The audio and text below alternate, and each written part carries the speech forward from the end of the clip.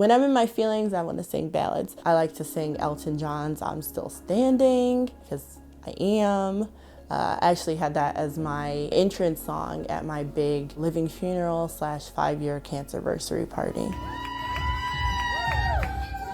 I'm Deltra James. I'm 38 years old and I live in New Haven County, Connecticut.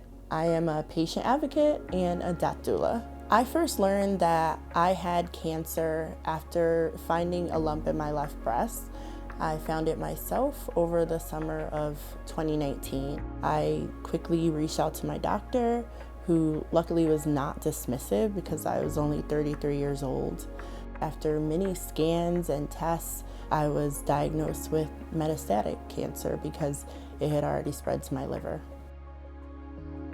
The advice I'd give people in my situation navigating the medical system is to not let anyone make you feel like you're not an expert because you're the expert in your own body.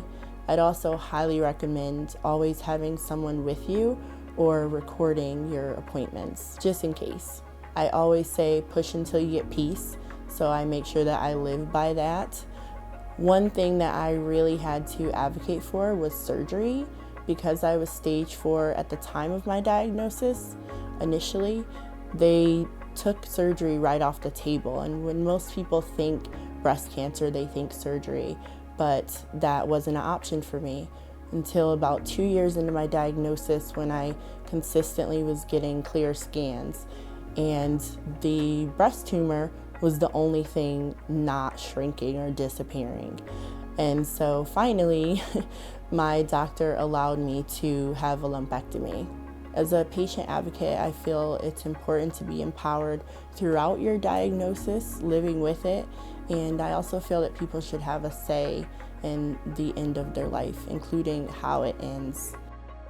I decided to become a Compassion Choices storyteller after seeing the work that they do and the platform that they have.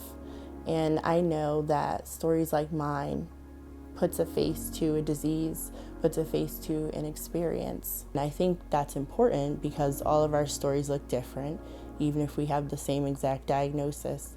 And I knew that mine, being young, being a person of color, and being diagnosed so late stage would be really important for others to hear.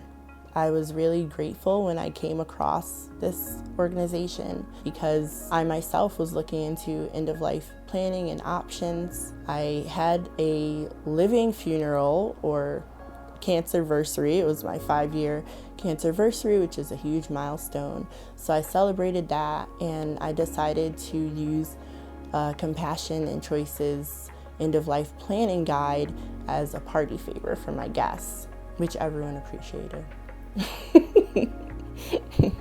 After I'm gone, I'd like to be remembered as someone who really made the most of even the toughest situations. I don't want everyone to say that I was always strong or always brave, because that's not true. But hopefully the things that are true, that I was scared and I was honest about it, and that I still just kept living while I was alive, I hope that humanness encourages other people, whether they have a diagnosis or not.